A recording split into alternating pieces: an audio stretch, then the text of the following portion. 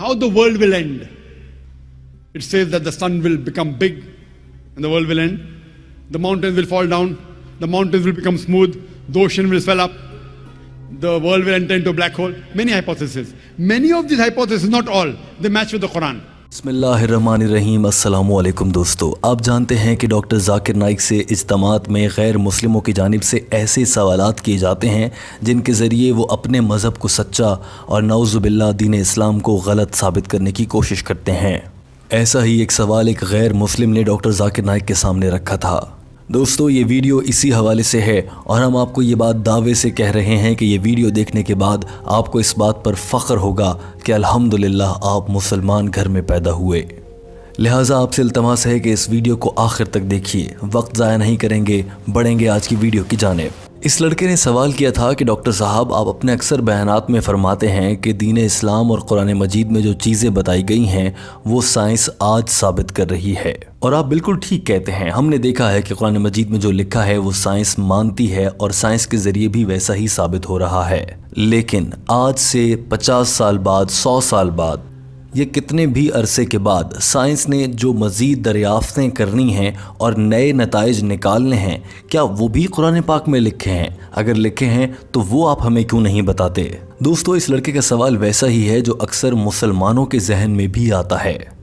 Science आज के दौर में जो भी साबित कर रही है वो सब कुछ कुरान पाक में मिलता है, मगर आने वाले कई सालों बाद साइंस जो कुछ साबित करेगी क्या वो भी कुरान पाक में है? अगर है तो कहाँ है? डॉक्टर जाकिर नाइक ने कहा कि आपका सवाल बहुत अच्छा है, मगर उससे पहले मैं आपसे एक सवाल करना चाहता हूँ। क्या आप जानते हैं कि अरबी लोग इल्म फ़ल्कियात यानी आसमान, सैयारों और सितारों और सूरज के इल्म में इतना आगे क्यों निकल गए? दरअसल इसकी वजह ये थी कि उन्होंने कुरान मजीद पढ़ा था। यही वजह है कि सूरज, चाँद, सितारे यानी कि उलूम फ़ल्कियात से मुताल्लिक़ आज भी आप किसी साइंसदान का नाम लें तो पहले मुसलमान साइंसदानों का नाम आता है, क्योंकि उन्होंने कुरान पाक पढ़ा, फिर उस पर तहक़ीक़ की और उन्होंने साइंसी नतीजे अख़ज़ कर लिए।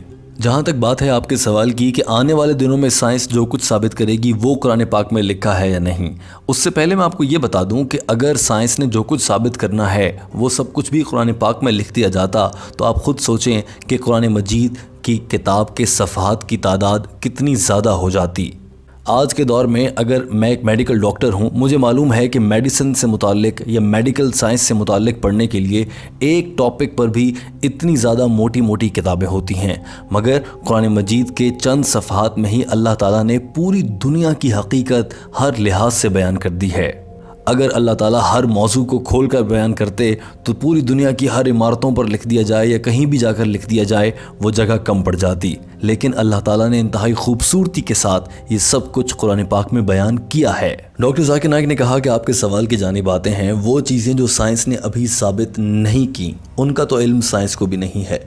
अलबत्ता वो चीज़ें जिनको साइंस अभी साबित करने की कोशिश कर रही है या उन्हें इस्टेब्लिश कर रही है, उन पर बात कर लेते हैं, क्योंकि जो साबित हो गई वो तो मैं आप लोगों को अक्सर बताता रहता हूँ, और जो साबित होनी है वो अभी साइंस को भी नहीं पता। मगर जो साबित होने के करीब हैं और साइंस अब तक साबित नहीं कर सकी है, उनका तज़किरा कुरान पाक में है कि नहीं, पहले मैं वो आपको बताता हूँ। डॉक्टर जाकिर नाइक ने कहा कि कुरान पाक की सूरह शौरा चैप्टर नंबर 42 आयत नंबर 29 में अल्लाह ताला इरशाद फरमाता है, और ये अल्लाह ताला ही है जिसने इस दुनिया और आखिरत में मखलूक़ात को रखा। डॉक्टर जाकिर नाइक ने कहा कि कुरान पाक की इस आयत के मुताबिक मौत के बाद भी ज़िंदगी है, और आज की साइंस ये बात साबित तो नहीं कर सकी है कि मरने के बाद हम जिंदा होंगे, मगर इस बात पर यकीन रखते हैं और उन्हें लगता है कि इस बात के बहुत इम्कानात हैं कि हम मरने के बाद जिंदा होंगे।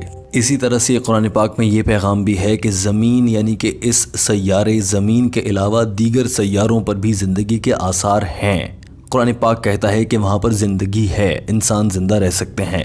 आज के साइंटिस्ट रॉकेट और स्पेसशिप को मुख्तलिफ़ सैयारों तक भेजते हैं और वहाँ पर ज़िंदगी के सुराग तलाश कर रहे हैं। साबित तो नहीं कर सके, मगर इस कोशिश में ज़रूर हैं, लेकिन कुरान ने 1400 साल पहले ही बता दिया है। डॉक्टर जाकिर नाइक ने कहा कि इसी तरह से साइंसदान इस बात की तलाश में भी हैं कि जब दुनिया ख़त्म होगी तो क्या होगा। कुछ साइंसदान कहते हैं कि सूरज बहुत बड़ा हो जाएगा, कुछ कहते हैं कि पहाड़ गिर जाएंगे, ये पहाड़ रेज़ा रेज़ा हो जाएंगे, समंदरों का पानी निकल कर बाहर आ जाएगा और ये दुनिया ब्लैक होल में चली जाएगी। अभी साइंस ये सब साबित नहीं कर सकी है, इन्हें मफरूज़ा कहा जाता है और तमाम साइंसदान इन मफरूज़ों पर काम कर रहे हैं। लेकिन कुरान पाक की बात पहले ही बता चुका है और ये बात कुरान पाक की सूरह क़यामत चैप्टर नंबर 75 आयत नंबर 8 और 9 में बयान की गई है। तर्जुमे का मफहूम है कि सूरज और चांद आपस में मिल जाएंगे, सूरज फिर रोशनी नहीं दे सकेगा। इसी तरह से सूरह तकवीर चैप्टर नंबर 81 आयत नंबर 1 से लेकर 3 में अल्लाह ताला इरशाद फरमाता है, और ये सितारे टूट कर नीचे गिर जाएंगे और अपनी रोशनी खो देंगे, पहाड़ गिर जाएंगे, समंदर उबल पड़ेंगे। डॉक्टर जाकिर नाइक ने कहा कि ये सब बातें साइंस साबित नहीं कर सकी है, मगर कुरान पाक में लिखा है तो मैं इस पर यकीन करता हूँ, जबकि अभी साइंस ने साबित भी नहीं किया। इसी तरह से कुरान पाक की सूरह अंबिया चैप्टर नंबर 81 आयत नंबर 104 में अल्लाह ताला इरशाद फरमाता है, हमने ये मखलूक बनाई, हम इसे तबाह कर देंगे और एक नई मखलूक बनाएंगे। साइंस अभी यहाँ तक नहीं पहुँच सकी है। कुरान पाक कहता है कि मौत के बाद भी जिंदगी होगी। साइंस आज तक ये भी साबित नहीं कर सकी, मगर आने वाले वक्त में हो जाएगा। कुरान पाक जन्नत और जहन्नुम की बात करता है, मगर साइंस ये भी साबित नहीं कर सकी। Quran speaks about heaven and hell. Science hasn't proved about that. Quran speaks about jinn. Today psychologists say extraterrestrial power. There are some people who get possessed with jinns. Quran पाक कहता है कि दुनिया पर पहला कदम रखने वाले हज़रत आदम अलैहिस्सलाम थे। साइंस आज तक साबित नहीं कर सकी, अलबत्ता कुछ साइंसदान ये साबित करने के करीब हैं। डॉक्टर जाकिर नाइक ने कहा कि यहाँ पर आप मुझसे ये भी सवाल पूछते हैं कि डॉक्टर साहब, आप साइंस और टेक्नोलॉजी की बातें कर रहे हैं, आप खुद भी एक डॉक्टर हैं, इन सब को समझते हैं, और फिर भी आप इन सब चीज़ों पर यकीन रखते हैं कि जन्नत होगी, जहन्नुम होगी और ये सब कुछ। डॉक्टर जाकिर नाइक ने जवाब खुद ही दिया और कहा कि हाँ, मैं यकीन रखता हूँ क्योंकि मैं मुसलमान हूँ और ये सब कुछ कुरान पाक में लिखा है।